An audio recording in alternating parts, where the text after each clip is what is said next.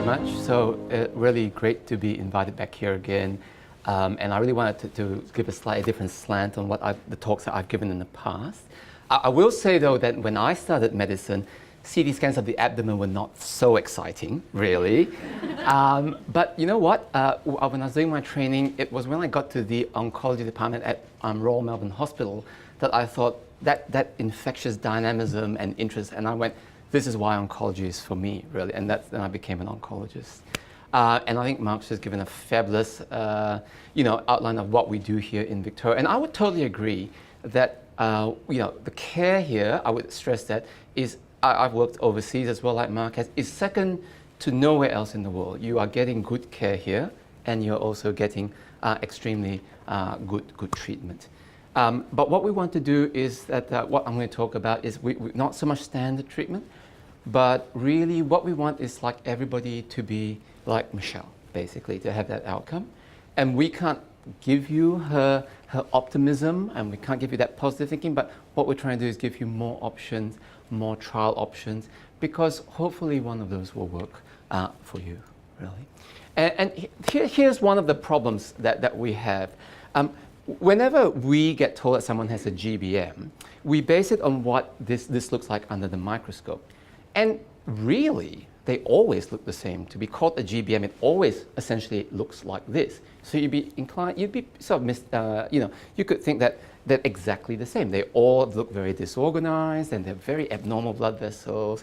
So you'd think, surely, if my GBM looks like this other person's GBM, if it looks like Michelle's, that we get 10 minutes, it'll all be good. But unfortunately, that's what it looks like, like from up high. But when you drill down, and science is now giving us this opportunity, right? This is what GBMs look like underneath the bonnet, right? This is what they look like at the cellular level. So when you look at this, every column that you see there is a person, is a particular GBM that we have, all right? And then just along the rows, we look at the different things, different things that we think and that we know are important in cancer. And the key message that I want to give you there is that when you look across it, you can see there's not a single row or column that's exactly the same, all right? There's some that are very red, where there's lots more of a protein, but then for the patient next door to them, literally, it isn't, all right? And vice versa. So what we can say is that everyone is an individual, but every cancer is also an individual. And this is why, what works for one person brilliantly well does not work for another person. So what we want to do as people particularly interested in research going forward, not only do we want to develop better treatments, there definitely has to be better treatments. We need more treatments for people. But you have to get the right drug to the right person. That's the key to it as well. In fact, and we know this from Mark used the example of melanoma, actually, that for some people, those older treatments that didn't work with most people, that'd be one person it works brilliantly well in. But it's how do you pick them? And I think we now get to a stage where we're making baby steps towards doing that. So why is this important? It's important for two things. Because when you understand the biology of what you're dealing with, then that's where you're going to develop better treatments and hopefully get improved outcomes for people. And I totally agree with the example that we had before about melanoma and renal cell. Terrible diseases in the past. No trainee we had would go into them because it was felt to be really quite depressing. Nothing worked for them. But those cancers had unique biology that in the beginning made them very hard to treat. But when we understood it and then we could target it effectively, suddenly you get these great things like Mark has shown. And it is my belief, brain tumors is very difficult to treat now because it has very unique biology. But when we find the key or the keys, suddenly we will start to see an improvement.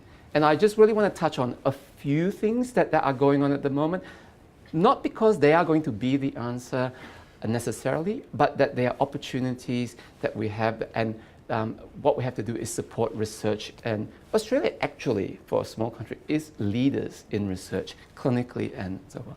So what I want to say here is that this is an example of we now have a very good understanding, we think we have a good understanding of the tumor biology. I can tell you that this little fellow here if this thing called EGFR is probably the most common abnormality in GBMs. And what we know about EGFR shrieks out, this EGFR is making my cancer a cancer. It's making it very aggressive. And if we could shut it down, that would be a good idea. Right? We've known this for quite a while. But, that is a little bit out of sequence. So here on the schematic is just what EGFR is. It's just very big. So it's sitting on this part here, the outside part, is sitting on the surface of your cancer cell. Then here there's a signaling part. It's like a TV antenna. And what happens is that it's just broadcasting constantly into the brain tumor cells, grow and divide and move and just be nasty, basically. And so, really, it's 2/3 of people have this. It's making it probably helped your cancer be a cancer, and it's making be more aggressive. So, no-brainer, shut it off, things should be better, right? And there are two ways we can do this, and broadly speaking, most new developments these days take these two broad approaches. If you've got a tumor that's sitting on the outside of your cancer cell, you can come in with an artificial antibody or some drug, you stop that signaling on the outside and you turn it off. So MABs, so antibodies, for example. So come in, flick it off, turn it off. But also what you can do is that you can get something that will go inside the cell and actually block the signal being transmitted. This approach has been spectacularly successful in many different cancers. But it's interesting that the same drug that targets the same protein or antenna will work in one cancer, but not, even though the same protein is there. And unfortunately, and what happens that when you do that you switch off all the bad things. The tumors don't grow. They become sensitive to treatment. Then they die off, and they don't spread across your body. So that's spreading across. Metastasis is not something we have a problem with in brain tumors. Yeah. But I just want to say this is a list of, as Mark has alluded to, many good drugs, excellent theories haven't worked out, and specifically that EGFR story. Here's a small molecule inhibitor. Here's an antibody, spectacularly unsuccessful. That whole area is dead, basically. But do we give up on it? But no. What we're saying is that you have to believe the science, and you have to say it's something we think makes a cancer a cancer. Even if, it makes the cancer more aggressive. Targeting is the right idea. So your first lot of trials didn't work. What do we do next? And so, for example, there's been a push led in many places around the world, including Australia, to say, let's be smarter. Let's target it in a different way. So, so what I wanted to show here before I moved on to that was not only did they not work. We talked about side effects of our treatment. Unfortunately, the EGFR is also very much in the skin. So as you can imagine, you've got horrendous skin side effects. This is like the worst case of adolescent acne that you would want. A bit of Clarisil is not going to clear this up. But this is what all the patients get. These are the nail changes you get, very painful. So, even if the drug worked, which it didn't in this case, it would have given you a lot of side effects. And in this case, it was the worst of all, didn't work and gave you side effects, basically. Right. But what we can do now is that, as I said, we can have a look at these things at a deeper level within the cell. And what we can really say here is that, this EGFR, it's got to be a target, right? We just have to find the correct way to target it. And what some work that was here from Australia said, done at the Austin, was that, okay, what we have to do is pick not all EGFR. You have to pick the ones that are specific to your cancer.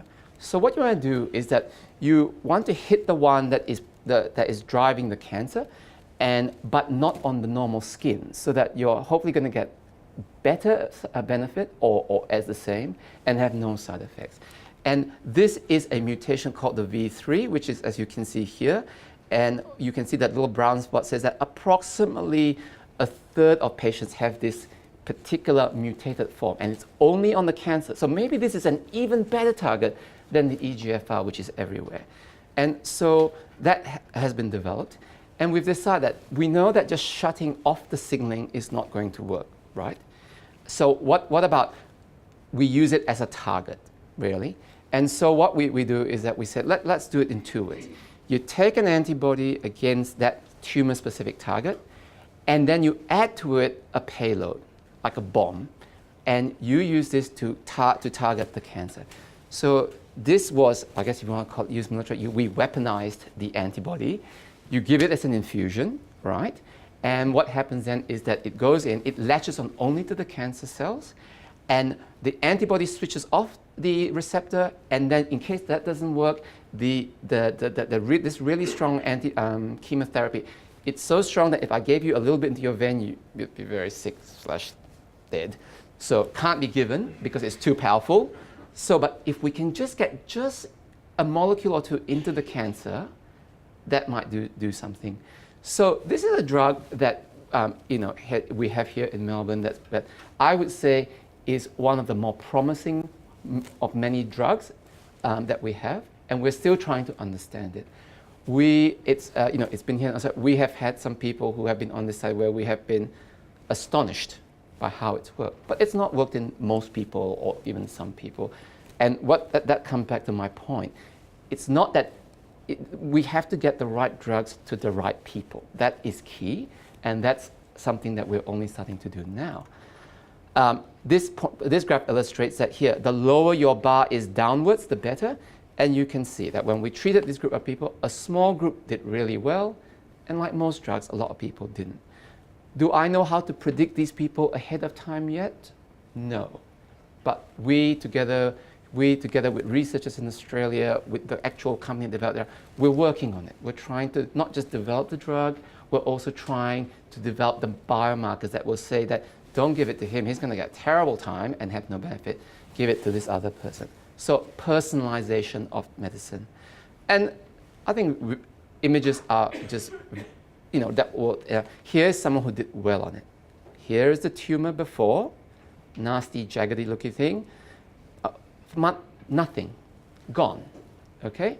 The exception, my go-to picture, because, that's what I do because it makes an impact. I want that everyone I treat with this drug has something like this. And that the people I don't treat with it just don't get the side effects, because there are side effects. Don't quite understand it, but the drug seems to cause a lot of eye problems.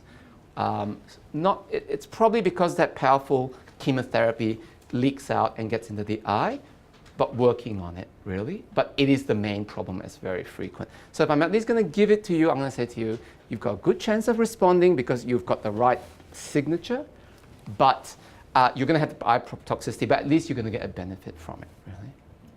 Right.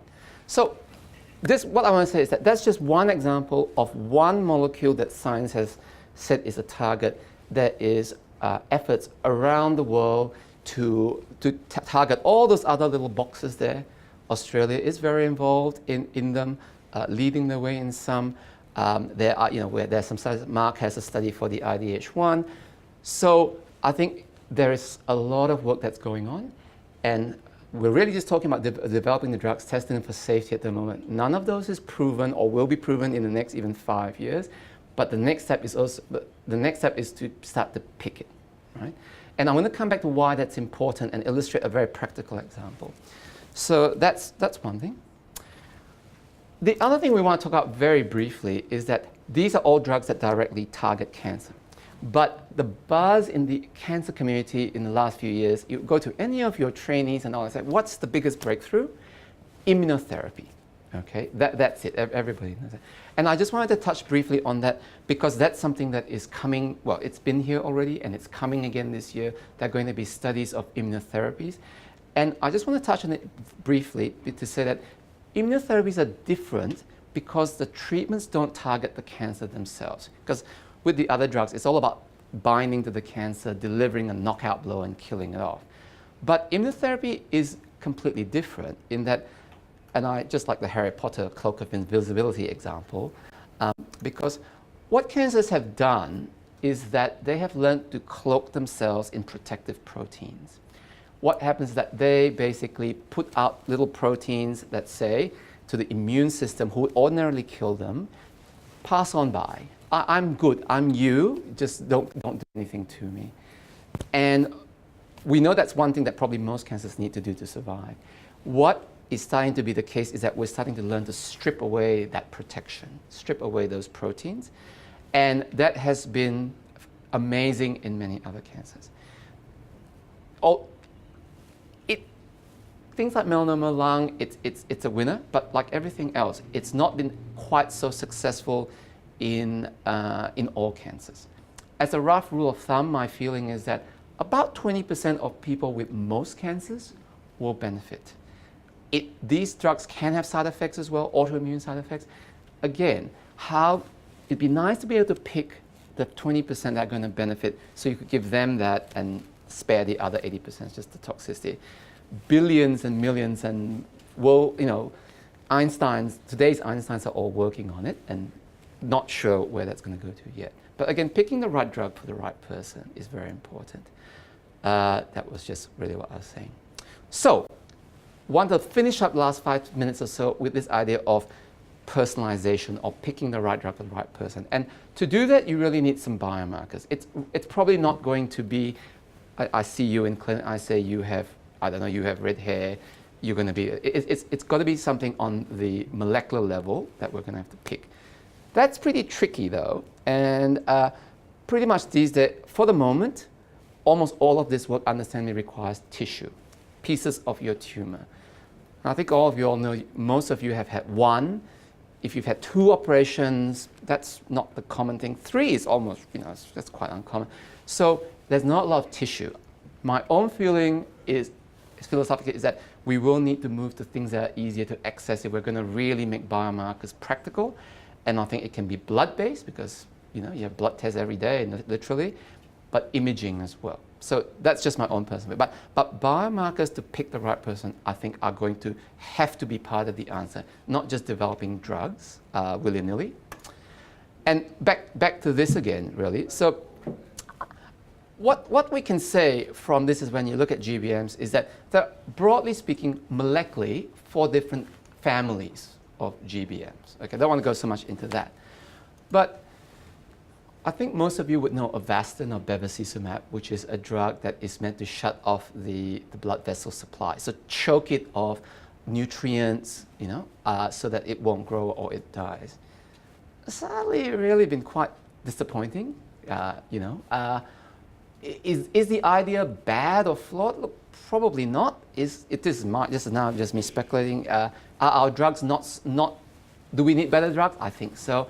But maybe we also need to pick the patients a little better. Because here was a study that came out called the Avaglio study.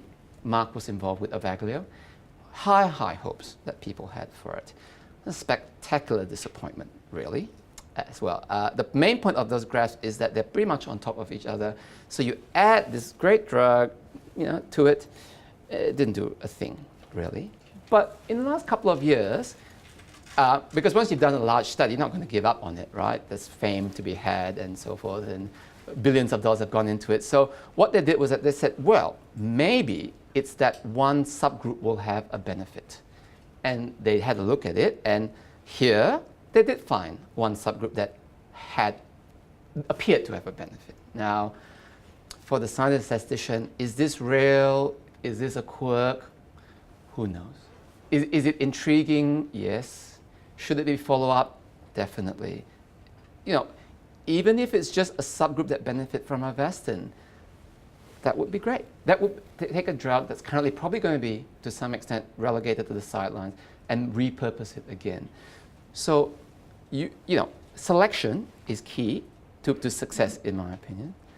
And I just wanted to finish very lastly on this point because it comes up for me in my clinical practice.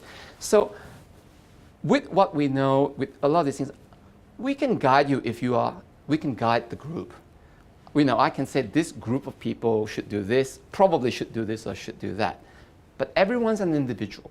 That's this person out here. Can't tell you what to do. It's very difficult. But there are people who will tell you they can do it. If you merely deposit $7,000 or $8,000 into my bank account, I'll take your piece of tumor, I'll do that fancy genetic analysis, and then you will know, you will be rationally guided. And unfortunately, it's not that simple because what you get is you get this. You get this well, this slew of data that you have there. And I have seen reports that come back and they say, well, look at this one, right? That's really high if we inhibit that. But the problem, here are some of the challenges that we face. Great, that's a great red little dot that's sticking out like a sore thumb. No idea what it does. Maybe relevant, may not, maybe a passenger, I don't know. May not even know the name, actually, of this drug. But say the other thing is that, but this other one, clearly we would think is relevant. You know, it's down, it's the one that's protective, right? No drug is available. So that's another problem. And then most difficult is that they say, here's that yellow little bugger, and we know that in kidney cancer, if you treat that, that's going to work. But we know that you just cannot translate it from cancer to cancer. Then people try untested things. It's so appealing intuitively, but I think it's a little bit premature. So just what I want to completely endorse everything that Mark has said before. Australia is world-class care, world-class leadership, and world-class research. I think that newer therapies are coming on. I think antibody-based therapies are going to be very important. Immunotherapies are going to be very important. All of those studies are, and small, are starting, I think, later on this year at a variety of centers, certainly at, I think, our 2 centers. And the efforts are, you need to understand the tumor so that you can develop better drugs. And you need to understand the tumor so that you can pick the right drug for the right person. We are making baby steps at a population level, but just for each individual person, it's still down to good medicine, talking to your doctors, making some informed decisions. And I would say not going overseas. I think the opportunity is as good here as anywhere else. So there's a very quick whiz through all of research and all of personalized medicine.